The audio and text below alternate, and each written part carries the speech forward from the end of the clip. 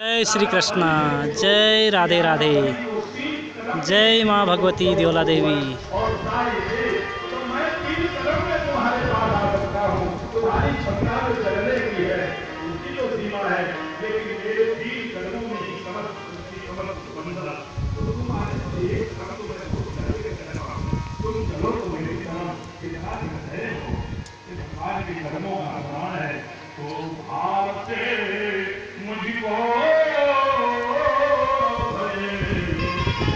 जय मशान देवता।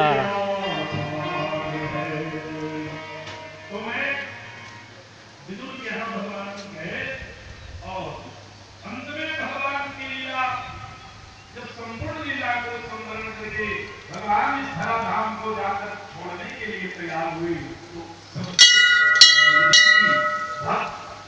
नजदीकी मित्र और नजदीकी व्यक्ति उद्धव जी हैं उनके, और उद्धव जी को भगवान कृष्ण ने सब बात बताई। भागवत जी में अंतिम उपदेश है। भगवान ने अपनी विभूतियों का वर्णन किया, भगवान ने अपनी शक्तियों का वर्णन किया, भगवान ने सब कुछ वर्णन किया, लेकिन भगवान सबसे पहली बात जो उद्धव जी को बताई, उन्होंने यही कहा कि ये मेरा संदेश उद्धव को सुना, विदुर को सुना देना। दुनिया में और किसी का नाम भगवान ने नहीं दिया कि विदुर जी को ये संदेश सुनाना, और उद्धव जी ने जाकर के विदुर जी को ये संदेश सुनाया। और ये संदेश क्या था कि भगवान तो इस धरती को छोड़ करके चले गए, और जब प्यारे चले गए इस धरती को छोड़ करके, तब विदुर जी जो है बेचैन हो गए।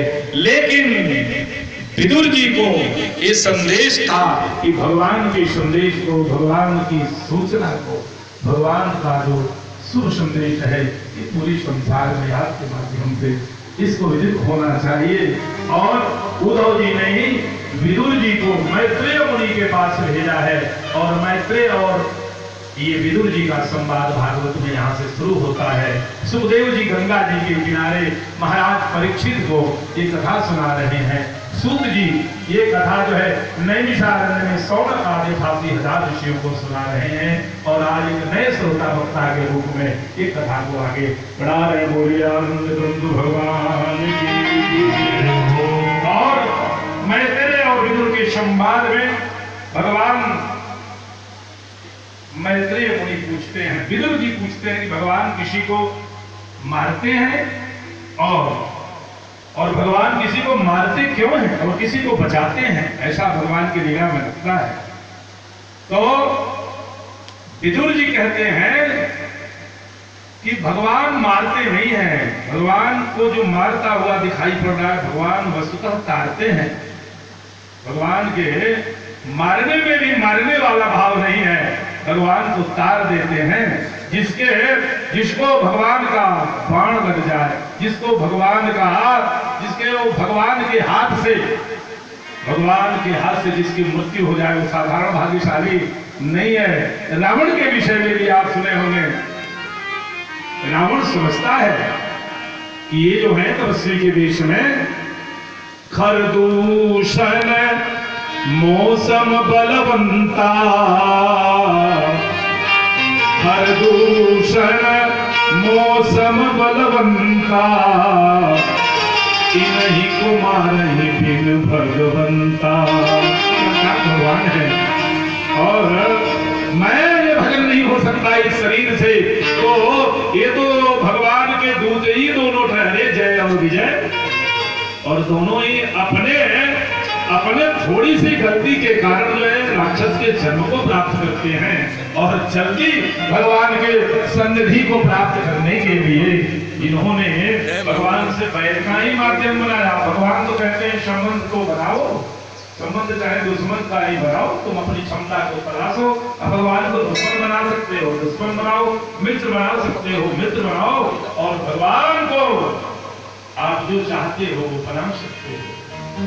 वृंदावन में कुछ वर्ष पूर्व तक एक संत, जिनको जज साहब लोग कहते थे कि जज साहब हैं, जज साहब आ रहे हैं, किसी ने पूछा कि जज, इनको जज क्यों कहा जा रहा है, जज साहब क्यों कहा जा रहा है, तो बताया गया कि वस्तुतः ये कहीं दक्षिण भारत में किसी छोटे शहर में कोई लोक अदालत जैसा कोई था उस पद पर ये जज ही थे और बाद में संत हो गए।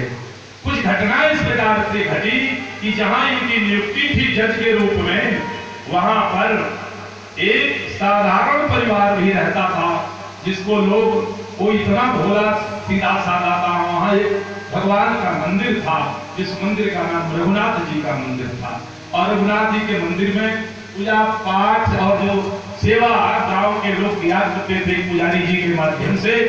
और उसी गांव का एक, आप समझिए कि एक साधारण आदमी जिसको लोग भोला कहते थे, भोला, और नाम भी भोला और काम भी भोला उसका, और कुछ भी हो उसके जीवन में, कुछ भी हो तो कहे कि रघुनाथ जी जाने, रघुनाथ जी सब करेंगे। रघुनाथ जी, केवल रघुनाथ जी का नाम लेकर के एक बार कुछ बात, उसकी बच्ची सयानी हो गई। और तो आप पहली परंपरा, मैं तो इस समाज को प्रणाम करता हूं कि पहले जब विवाह इत्यादि हुआ करते थे तो गांव के लोग ही इस बात का चिंता करते थे कि तुम्हें क्या जरूरत है। और सब तो ऐसे भी घटनाओं को हमने देखा है। आपके बेटी का विवाह है लेकिन चिंता पूरे समाज को है। जो जिसके पास था वो लेकर के खड़ा होता था। बेटी वाले को बहुत कुछ चिंता करने की जरूरत नहीं होती थी। बेटी एक गांव की, एक व्यक्ति की बेटी नहीं, पूरे गांव और समाज की बेटी, और उसी रूप में लोग विदा करते थे। बड़ी हुई कन्या उसकी, उसके दो बच्चों ने कहा कि पिताजी यहाँ के महाजन से, यहाँ के सेठ से कुछ रुपया कर्ज के रूप में ले आइए और हम लोग खुशी खुशी विवाह करेंगे और उसके बाद जब हम लोग कमाने लगेंगे तो इसको लौटा देंगे। ऐसा हुआ, कर्ज के रूप में रुपया ले आया और पैसे से विवाह संपन्न किया।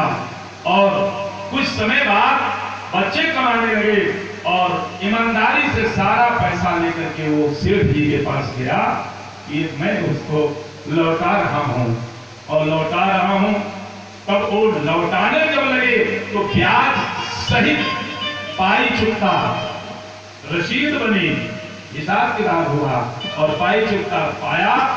लेकिन सेठ जी ने जब उसको देखा कि ये इतना सीधा साधा, इतना सरल, इतना भोला भाला है तो इससे कुछ दंड स्वरूप भी वसूला जा सकता है, उसको भेज दिया कि थोड़ा पानी लेके आओ, ऐसे करो। और जो पर्ची लिख रखी थी, ओरिजिनल जो पर्ची लिख रखी थी, वास्तविक पाई चुकता हिसाब पाया, उसको जो है किनारे रख लिया और झूठी मूठी कुछ पर्ची लिख करके उसको दे दिया। वो तो खुशी खुशी घर लेकर के चला गया। कुछ दिन बाद फिर से सेठ जी ने खबर दिलवाया कि रुपया तो तुमने लौटाया नहीं, रुपया लौटा दो। और उसने कहा कि हमने तो रुपया लौटा दिया है। सेठ जी ने उसका मुकदमा कर दिया अदालत में, केस कर दिया न्यायालय में, और उसके यहाँ जो है नोटिस चला गया।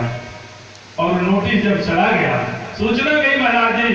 और कथा का विषय वस्तु यह है कि भगवान के भरोसे जो रहते हैं उनको कैसे भगवान मदद करते हैं, क्या क्या भगवान बन जाते हैं। विषय वस्तु यह है, घटनाओं में कुछ अंतर जानने वाले को लग रहा होगा, लेकिन मैं विषय जो रखने जा रहा हूँ, ये विषय ये है कि आप भगवान को याद तो करो। किस प्रकार से याद करते हो भगवान को, किस संबंध से याद करते हो। और नोटिस गया और नोटिस ले करके गया तो वो और उसके यहाँ पहुंचा।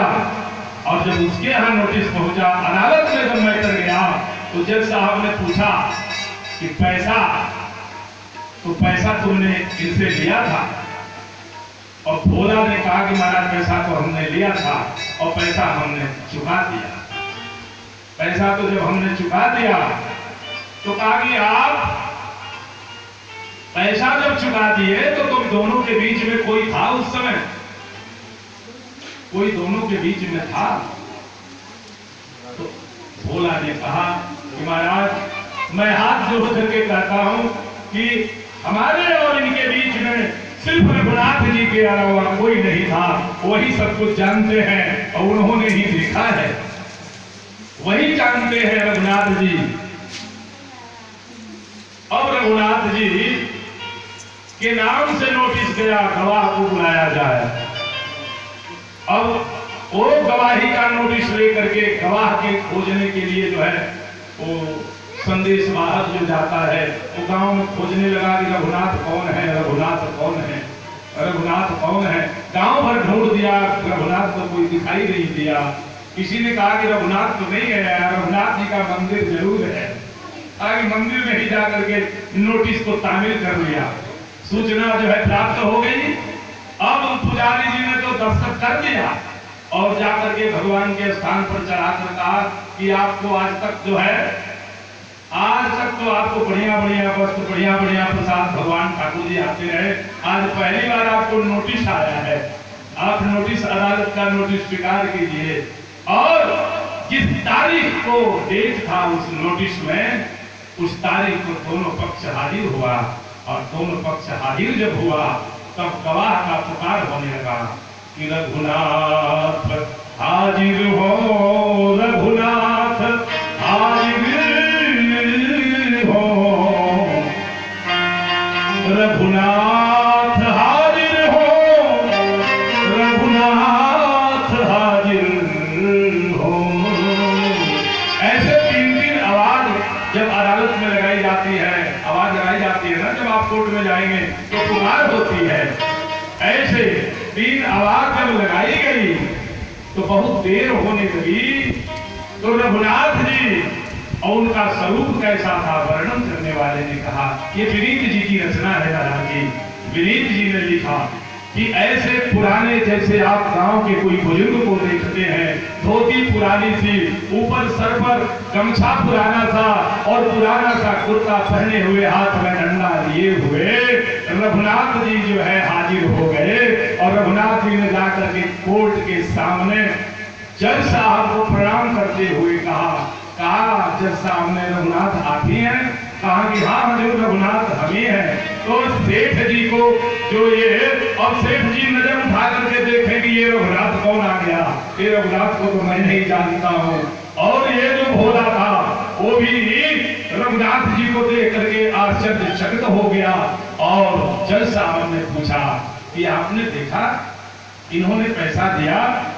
रघुनाथ जी ने कहा हाँ हजूर, इन्होंने पैसा दिया और जो पर्ची इन्होंने बनाई थी, पाई चुकता हिसाब पाया, वो पर्ची जो है जाकर के इनके अलमारी के फलाने खाने में, फलाने रजिस्टर में, पेज नंबर इतने में जो है, भगवान तो आपके अंतर की जानते हैं, कितनी छुपा लो कहीं छुपा लो, भगवान तो आपके घर की जानते हैं, कितने पेज नंबर में वो पर्ची रखी गई है। कहा कि यही सेठ जी को रोका जाए और पुलिस बल के साथ में, प्रशासन के बल के साथ में जाकर के उस रजिस्टर को लाया गया और ठीक उसी जगह पर उस पर्ची की प्राप्ति की गई। और पर्ची की प्राप्ति करने के बाद से जज साहब ने फैसला सुनाया और भोला बाइज्जत बरी हुआ, सेठ जी को दंडित होना पड़ा। और सेठ जी को दंडित होने के बाद से गजब हो गया। अब जज साहब ने कहा कि रघुनाथ कहाँ है, चले गए। और भगवान तो अंतर्यामी है, तुरंत भगवान ने गवाही के रूप में गवाही दिया। और जज साहब जो वहां आए, अपने जिसके माध्यम से नोटिस भिजवाया गया था, जज साहब ने उसको बुला करके पूछा, इन्होंने ही नोटिस लिया था? गवाह ने कहा कि नहीं हजूर, ये जिन्होंने नोटिस लिया था वो ये नहीं है। जज साहब ने फिर उस भोले को बुला करके पूछा, ये कौन है? तो कहा कि महाराज ये रघुनाथ जी हैं। अरे कौन रघुनाथ जी? तो भोला कहे कि ये वही रघुनाथ जी हैं जो मंदिर में रहते हैं। तो कहा कि है, अच्छा इन्होंने मंदिर बनवा रखा है? ऐसे तो नहीं दिखाई दे रहे थे सिंपल साधारण ये मंदिर बनवा सके। कहा कि हजूर अब पढ़े लिखे लोगों को मैं कैसे समझाऊं, ये वही है रघुनाथ जी जो मंदिर में रहते हैं। वो तो भगवान को बता रहा था, लेकिन जज साहब को ये बात समझ में नहीं आई। जज साहब जो है उस दिन इस्तीफा दे दिए और जज साहब ने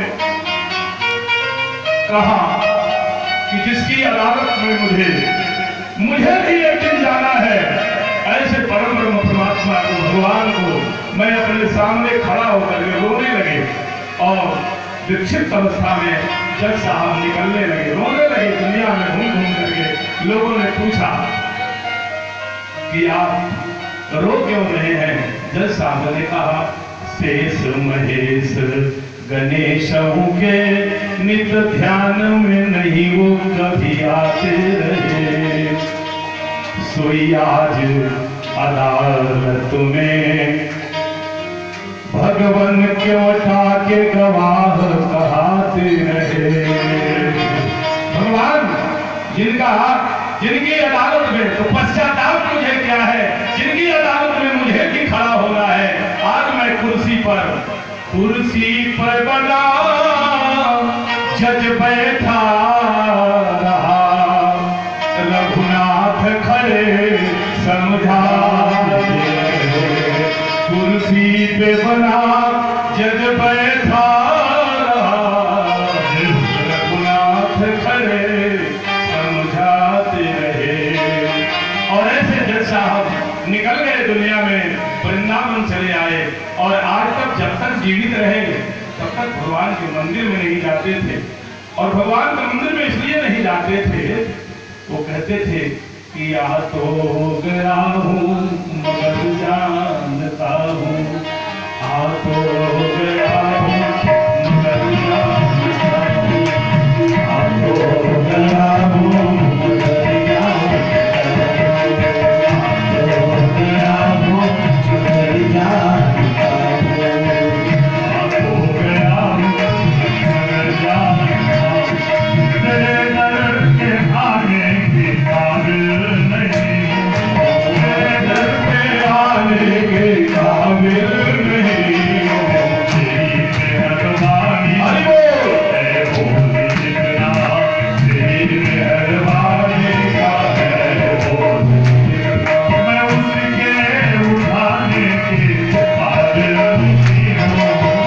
उसको उठाने के काबिल नहीं।